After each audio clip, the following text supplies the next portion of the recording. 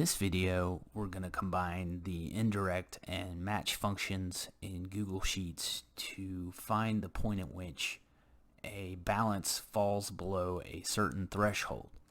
So in this example, we have a data set with 3 different loans, and the objective is to find the month in which each of these loan balance paydown projections fall below $200,000. So it's a 2-step process. The first step is the indirect function. The second step is the match function. So before we jump all the way into it, I just want to show you what the match function does.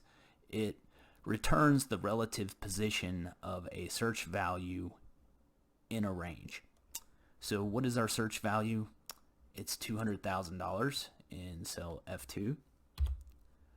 Where is our search range for loan number 1? That's column B. And we have decreasing balances here. We want to get the next smallest item, which to do that we want -1. Now what this will return is the next smallest item that is above our search value. It's going to return a position of 6, which is row 6 here, and that is above our balance threshold. We want what is after our balance threshold, so we're going to add 1 to that. That returns row number 7. So that's half of what we want to do. What we ultimately want to do is return the date at which this threshold is met in column A. So that's where the indirect function comes in, and the indirect function returns a cell value based on a string reference input. So here's how the indirect function works. I simply just type a cell reference as a string, and that returns that cell value. So we want to combine those 2 functions together to create something dynamic that will return the date at which this threshold is met for each of these loans here. So I'm going to begin with our indirect function. So we're going to input a text value of A for our column reference, and then we're going to use the and symbol to join it to what we've already done in our match function. So our lookup value is cell F2. I'm going to hit F4 to lock that down. It puts $signs in front of that, because when we're done inputting this function, I'm going to drag it to the right for these other loan numbers, and I always want it to point to this cell here. Our next input for the match is the range, which is column B for loan number 1. I'm going to keep that relative because when I drag this across, I want our columns to move with our drag. And then our search type is -1, and we need to add 1 to that. So when I do that, I get January 31st, 2022, which is the point at which loan number 1 goes below $200,000. Drag this across now, and you can see for loan number 2, the point at which it goes below $200,000 is August 31st, 2022.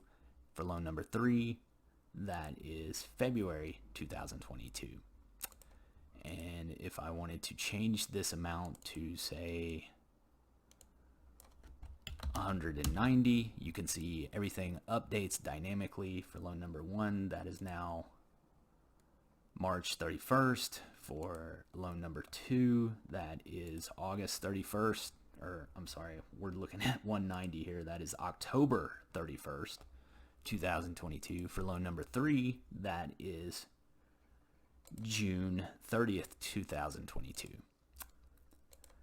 So now, what if we want to do a similar thing, but this time we're looking at increasing balances? I have projections for, sales revenue projections for 3 different branches, and we want to look at the point at which the sales revenue estimates go above $100,000.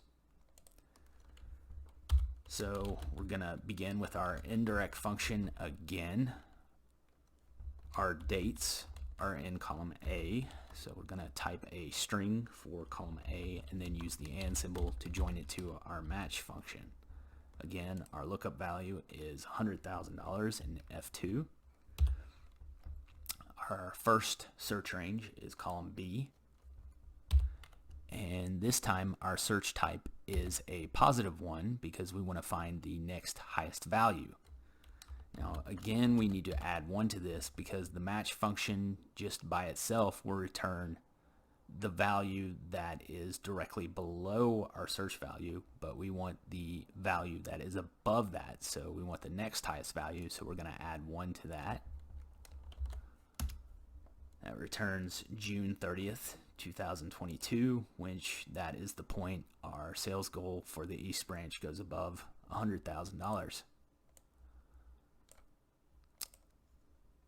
That is May 31st for the Central branch and February 2022 for the West branch. So that is how you can combine the indirect and match functions together to dynamically return the point at which a threshold is met. That is all for now. Please remember to subscribe. Thanks for watching.